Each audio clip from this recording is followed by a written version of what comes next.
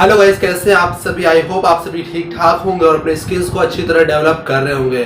Guys, मैं आज आपको एक कमाल की चीज़ बताने वाला हूँ। लोग अक्सर मुझसे ये पूछते रहते हैं कि सर, इस डिड का इस्तेमाल, डू और डन, इनका इस्तेमाल हम अपने स्पोकन और ग्रामर में कहाँ कहाँ पर कर सकते हैं। इन तीनों में जो सबसे ज़्यादा डिफरेंट होता है, या आप कह सकते हैं जो थोड़ा कन्फ्यूजन क्रिएट करता है, वो होता है डिड का इस्तेमाल। तो गाइस, इस कंप्लीट वीडियो में मैं आपको सिखाने वाला हूँ डिड के सारे इस्तेमाल, जितने पॉसिबल वेज हो सकते हैं उसको यूज करने के। इस कंप्लीट वीडियो में मैं आपको सिखाऊंगा। तो गाइस, इस वीडियो को पूरा देखें। अगर ये वीडियो आपको अच्छी लगे तो give a big thumbs up and share it with your friends. तो गाइस, चलिए हम इस वीडियो को स्टार्ट करते हैं।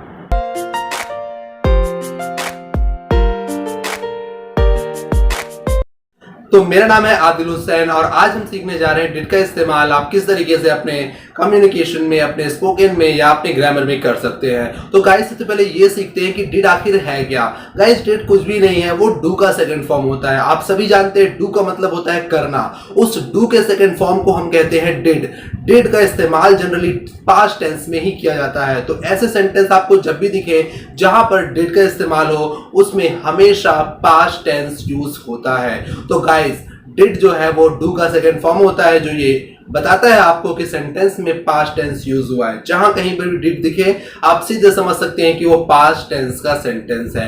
अब आते हैं हम लोग डिड के यूज पर। डिड के जनरली दो बेसिक यूज होते हैं, जहां पहला यूज एज अ वर्ब किया जाता है और दूसरा यूज इसका एज अ हेल्पिंग वर्ब किया जाता है। तो चलिए पहला यूज सीखते हैं कि डिड का इस्तेमाल एज अ वर्ब कैसे किया जाता है। डिड का इस्तेमाल एज अ वर्ब करने के लिए आपको ये जानना पड़ेगा कि आखिर डिड का मतलब क्या होता है।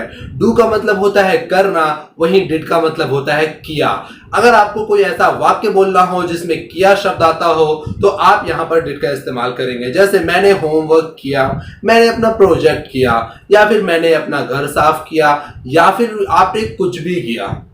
तो आप किया शब्द को दर्शाने के लिए या किया शब्द को एक्सप्लेन करने के लिए अपने सेंटेंस में डिड का यूज करते हैं। आपको जैसा पता है कि डिड डू का सेकंड फॉर्म है और वर्ब की सेकंड फॉर्म हमेशा पास्ट इंडेफिनिट में यूज होती है।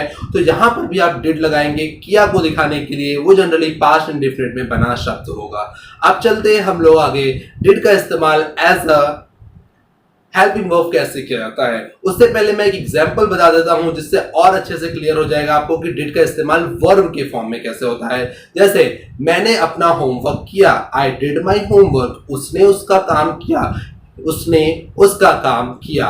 ही did his work. Okay guys, चलिए चलते हैं हम लोग डिड का इस्तेमाल as a helping verb. Did का इस्तेमाल एज अ हेल्पिंग वर्ब दो वेज में किया जा सकता है। पहला वे, जहां पर आप डिड का इस्तेमाल करते हो, तो पहला वे, आपका सेंटेंस जिसमें आप डिड का इस्तेमाल हेल्पिंग वर्ब के फॉर्म में करना चाहते हो, वो सेंटेंस कंप्लीटली पास्ट इंडेफिनिट में होना चाहिए। पास्ट इंडेफिनिट आप सभी जानते हो किसे कहते हैं। भाई, वो सेंटेंसेस जो आ, ई और ए से खत्म होते हो। भाई, जिस वाक्य के आखिरी में आ, ए, ई और आए, आ, ए, ई, वो आपका पास्ट इंडेफिनिट होता है। तो जहां कहीं भी पास्ट इंडेफिनिट आए, 50% तो हो गया कि आपको डिड हेल्पिंग वर्ब लगाना है, पर 50% बच गया। भाई, जरूरी नहीं कि हर पास्ट इंडेफिनिट में डिड लगे।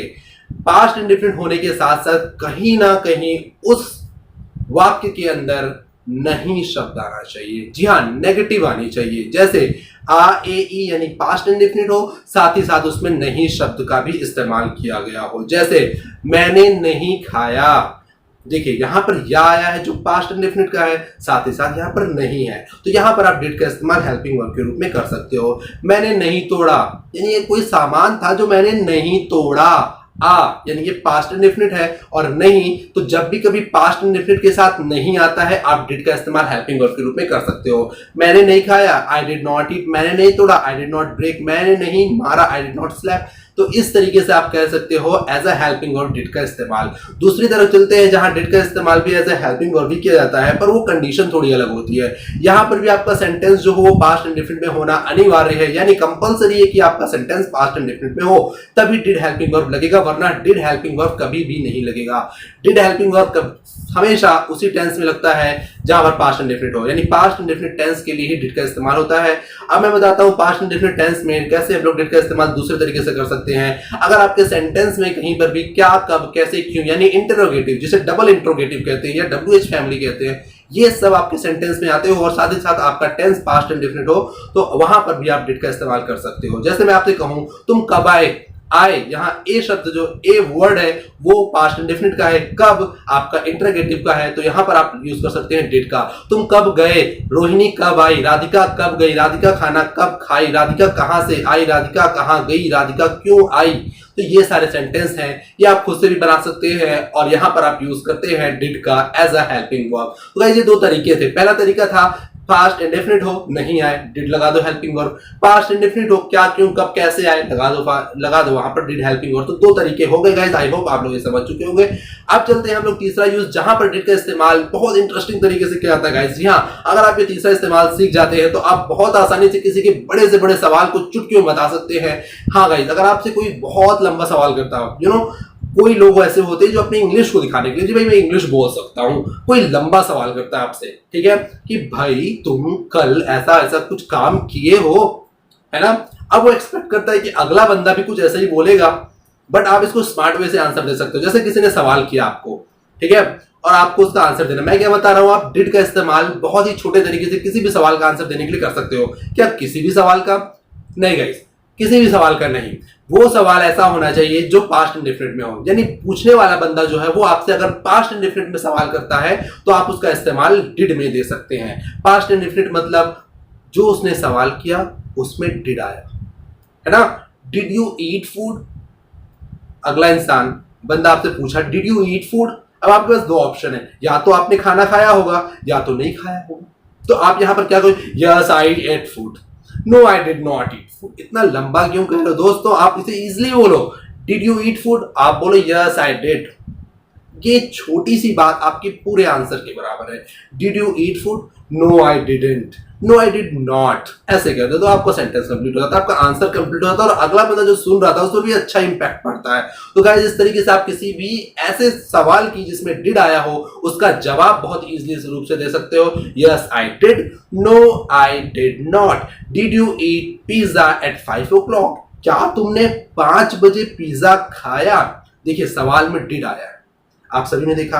अब आंसर देना है आपको, या तो आप खाए होगे या तो आप नहीं खाए होगे, तीसरा तो कोई सवाल ही नहीं होता ना, या तो आपने खाया या तो आपने नहीं खाया। तो आप कैसे आंसर दोगे, yes I ate pizza at 5 o'clock, मैंने खाया, I did not eat pizza at 5 o'clock। ये लंबे आंसर हो गए भाई, आप इसे शॉर्ट में कैसे बोलोगे, यस आई डिड, या फिर आपने नहीं खाया तो नो आई डिड नॉट। तो गाइस देख कितना इजी है, कोई आपसे डिड से रिलेटेड सवाल करे, आप चुटकियों में इसका आंसर दो, yes I did, no I did not, yes I did, no I did not. बहुत इजी है गाइस। चलते हैं अब चौथे यूज की तरफ। चौथा यूज बहुत इंपॉर्टेंट है इसका, जहां पर चौथे यूज में डिड को डिड नॉट हैव की तरह यूज किया जाता है। जी हाँ, did not have. Did not have के इंग्लिश में 4 अलग अलग तरीके के अर्थ होते हैं, यानी इसकी जो ट्रांसलेशन होती है, इसकी जो मीनिंग होती है 4 अलग अलग तरीकों से होती है। जैसे पहला तरीका मैं आपको सिखाता हूं, did not have. Did not have, आपके पास कोई चीज नहीं थी या किसी के पास भी कोई चीज ना हो, उस ना होने को बताने के लिए आप डिड नॉट हैव का इस्तेमाल करते हो। जैसे मैं आपसे पूछूं कि क्या तुम्हारे पास कोई गाड़ी थी, तो आप बोलोगे सर मेरे पास कोई गाड़ी नहीं थी, पास्ट में मेरे पास कोई गाड़ी नहीं थी, उसे प्रेजेंट में भी नहीं है, बट पास्ट में मेरे पास कोई गाड़ी नहीं थी, तो आप क्या बोलोगे, आई डिड नॉट हैव कार, मेरे पास कोई गाड़ी नहीं थी। तो गाइस देखो, जब आपके पास कोई नहीं थी तो उसको बताने के लिए आप यूज करते हो आई डिड नॉट हैव। अगर आपको कहना हो कि भाई तुम्हारे पास किताबें हैं या किताबें थी, सॉरी, क्या तुम्हारे पास किताबें थी, तो आप क्या बोलोगे, आई डिड नॉट हैव बुक्स। तो गाइस इस तरीके से आप कोई भी चीज को कि आपके पास ना होने को दिखा सकते हो डिड नॉट हैव की तरह। दूसरा इस्तेमाल डिड नॉट हैव का इस तरीके से कर सकते हो कि जब आपको कोई रिश्तेदारी बतानी हो, कोई रिलेशन बताना हो गया, कोई रिश्ते को दिखाना हो, तो भी डिड नॉट हैव का इस्तेमाल करते हो। जैसे पास्ट में आपका कोई रिलेशन ही नहीं था, मेरा कोई भाई नहीं है, मेरा कोई भाई नहीं था, मेरी कोई बहन नहीं थी, मेरे कोई चाचा नहीं थे, मेरे कोई मामा नहीं थे, तो आप यूज कर सकते हो डिड नॉट हैव का। जैसे मेरा भाई नहीं था, I did not have brother. अरे मेरी गर्लफ्रेंड नहीं थी, I did not have girlfriend. No, inside me, yes I have a girlfriend, you can say.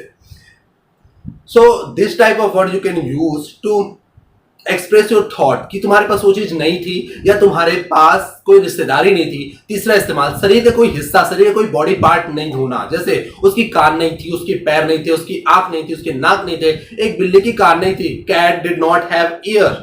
उस इंसान के पैर नहीं थे, he is not have a leg, Rohan की आंख नहीं है, Rohan did not have eye. तो इस तरीके से आप किसी भी बॉडी पार्ट को के ना होने को दिखा सकते हो। भाई याद रखना है आपको कि डिड लगा मतलब वो पास्ट की बात होती है। आखिरी यूज आपको डिड का मैं बताता चलता हूं और इस साथ ही हम वीडियो को खत्म करेंगे। ये आखिरी यूज है डिड का, जहां पर आप सीखेंगे कि डिड का इस्तेमाल आप कभी भी बीमारी को बताने के लिए भी कर सकते हैं। यानी आपको कोई बीमारी नहीं थी, भाई अफवाह फैला दिया लोगों ने कि भाई इनको बीमारी थी, फिर आपको जस्टिफाई करना, भाई मेरे को कोई बीमारी थी ही नहीं, तो आप क्या बोलोगे? आई डिड नॉट हैव फीवर, मुझे बीमारी या बुखार नहीं था, मुझे कैंसर नहीं था, I did not have cancer, मुझे खांसी नहीं थी, I did not have cough, मुझे डायबिटीज नहीं था। जनरली लोग क्या बोलते हैं, भाई इसको डायबिटीज था फिर ठीक हो गया। नहीं भाई, मुझे डायबिटीज नहीं था, I did not have diabetes. तो गाइस ये बहुत सिंपल वे था जिसमें मैंने आपको सिखाया कि डिड का इस्तेमाल कैसे कर सकते हैं। अब हम लोग इसको तुरंत समझते हैं कि आप कहां कहां पर डिड का इस्तेमाल कर सकते हो और कहां कहां पर नहीं। पहला इस्तेमाल आप एज अ वर्ब के फॉर्म में कर सकते हो, जहां आपको किया बताना हो, भाई मैंने ये किया, तो आप वहां पर डिड का इस्तेमाल कर दो। I did this work, I did my homework, I did my project. तो इस तरीके से डिड का इस्तेमाल कर सकते हो एज अ वर्ब। दूसरा मैंने आपको बताया था, डिड का इस्तेमाल एज अ हेल्पिंग वर्ब कर सकते हो, जहां पर सेंटेंस आपका होना चाहिए पास्ट इंडेफिनिट में और वहां पर आना चाहिए नॉट। मैंने वो काम नहीं किया, आई did not do this work, मैंने उसे नहीं मारा, आई डिड नॉट किल हिम। इस तरीके से बात हो जाती है। और दूसरा डिड का इस्तेमाल मैंने आपको बताया था कि डिड का इस्तेमाल ऐसे कर सकते हैं कि आपका सेंटेंस पास्ट इंडेफिनिट में हो और वहां पर कब, क्यों, कैसे, कहां, कब ऐसा सेंटेंस आता होगा तो आप यहां पर भी यूज कर सकते हैं। तुम कब आए, व्हेन डिड यू कम, तुम कब गए, व्हेन डिड यू गो, तुम क्यों आए, व्हाई डिड यू कम, तुम कहां से आए, वेयर डिड यू कम। तो इस तरीके से आप इस्तेमाल कर सकते हो डिड का एज अ हेल्पिंग वर्ब। फिर मैंने डिड का इस्तेमाल एज अ आंसर देने के लिए भी मैंने आपको सिखाया था कि किसी भी चीज का आंसर डिड में देना हो तो बहुत इजीली दे सकते हैं, बट शर्त यह है कि सवाल भी डिड में पूछा जाना चाहिए। अर्थात सवाल जो आपसे लोग पूछ रहे हैं वो हमेशा डिड में आना चाहिए। Did you do this, yes I did, no I did not. तो ये हो गया तरीका आपको किसी को भी आंसर देने का, वो भी डिड के फॉर्म में। अब चलते हैं हम लोग आखिरी तरीके, जहां पर आप पहला डिड का इस्तेमाल करते हो कोई चीज के ना होने को बताने के लिए, जहां दूसरा इस्तेमाल करते हो अपने रिश्तेदारी को शो करने के लिए, तीसरा इस्तेमाल शरीर के किसी पार्ट के ना होने को, और चौथा इस्तेमाल किसी बीमारी के ना होने को। और ये चारों चीज पास्ट में होने चाहिए। I hope guys you will enjoy this video, and if you enjoy this video please like, share and subscribe my channel. And मिलते हैं जल्दी एक नए वीडियो के साथ, एक नए कॉन्सेप्ट को लेकर। तब तक stay tuned. Thank you so much.